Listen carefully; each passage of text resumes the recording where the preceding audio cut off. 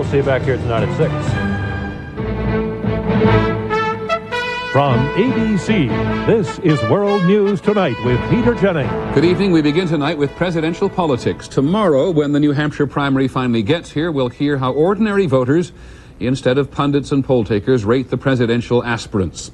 The pundits will certainly be looking to see how President Bush does against a very strong challenge from the right.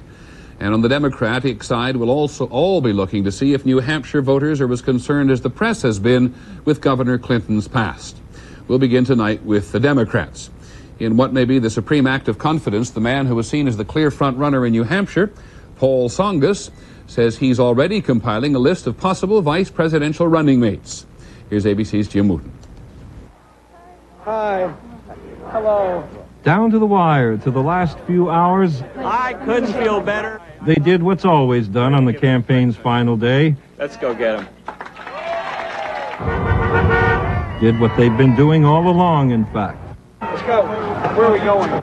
Shaking one more hand. All right. Did you buy anything? Making one more friend. Will you support me?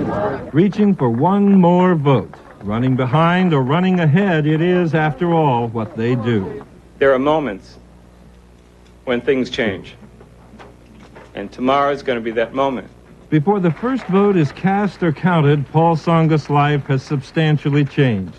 Contributions are pouring in now as never before. Money is the mother's milk of politics, and we've been discovered by a lot of mothers. And with cash in his pocket, Tsongas was looking beyond tomorrow to Maryland and Maine and Colorado and South Dakota. Question for Clinton. Can you survive if you don't win New Hampshire? Goodness, I'm going to be alive regardless. I've got a campaign base in the South. I've got a campaign base in the West. Those are my natural bases when I can. As for the others, it was a day for grand dreams and bravado. It is there for us. And when we come out of here tomorrow night, we are going to Maine and South Dakota, and then we're going to have it in the bag. Question for Kerry. If you finish fifth... Fifth? I'm not going to take fifth. Next question.